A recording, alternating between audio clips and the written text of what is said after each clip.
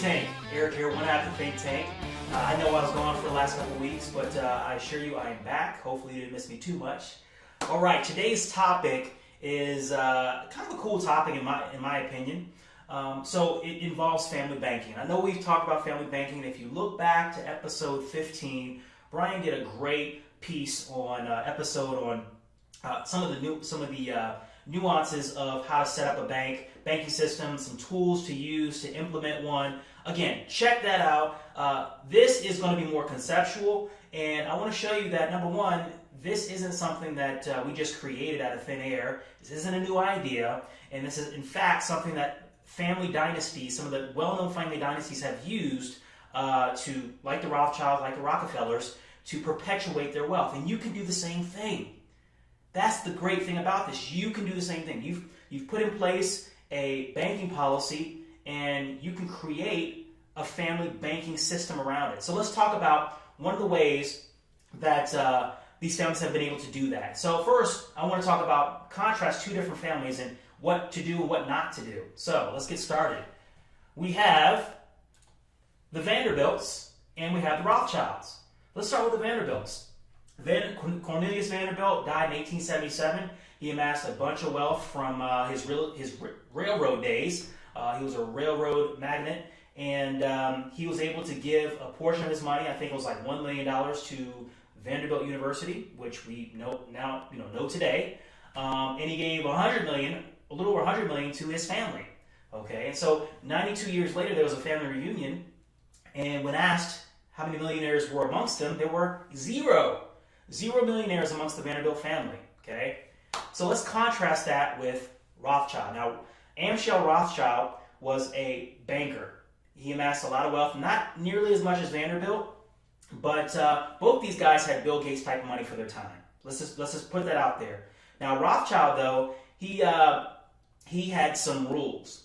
Okay, he had a family banking system, and he had some rules that the family had to abide by in order to perpetuate the wealth, in order for them to be profitable and to dip into that financing source called their family bank. So let's look at some of those rules, because ultimately we want to try to emulate the same system to where we can have that sort of success in our own family. Okay, number one, the family's wealth must be kept together in the family bank. Easy. Okay, I imagine not every family member's wealth has to be in the family bank, but they had a portion of everyone's wealth in that family bank.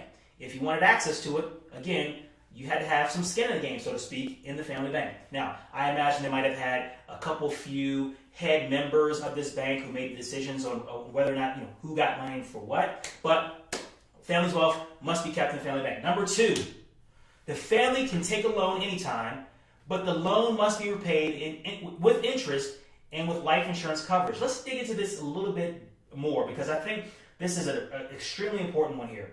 Number one, you can take a loan anytime, right? And I imagine that probably the loans were for entrepreneurial endeavors, starting a business, something along those lines. I mean, I would imagine the money would need to be productive in some way, shape, or form. And so with that loan, you have to repay back the loan to the family bank with interest. Again, all pretty easy peasy stuff. But this part right here is what I thought was ingenious. Anytime you got a loan, okay, you had to get a corresponding life insurance coverage that at least matched the amount of the loan.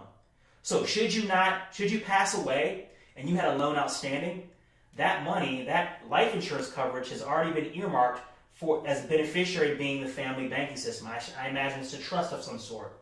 Okay? But what an ingenious way to set that up. Now you are perpetuating the wealth going forward, so that the family bank stays capitalized, regardless of whatever happens to that family member.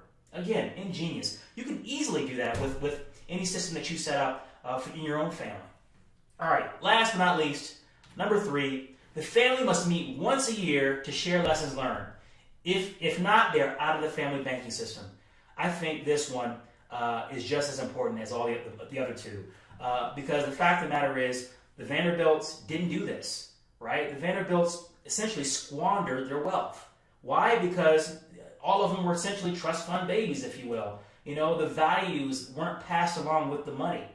And so this is such an integral piece of the family banking system. So as you're raising your kids and they're using the family bank, we have an opportunity here to really pass along lessons, right? And so with the Rothschilds in particular, they pass along lessons. Anytime there was a business venture, good things that went well, things that went not so well, were passed along to the next generation. I imagine they were probably codified in some book of some sort and passed along to the next generation. So important here because, again, those values are being passed along and you get to leverage the expertise and the feedback and all that good stuff.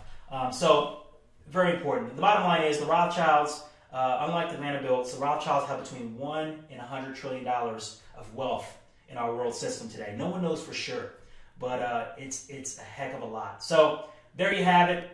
Those are the 3 rules for the family bank.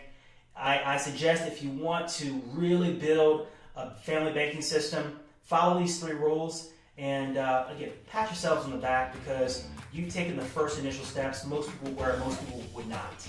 Okay, so Think Tank, Eric here, Dear Prosperity. Thanks a lot. Until next time.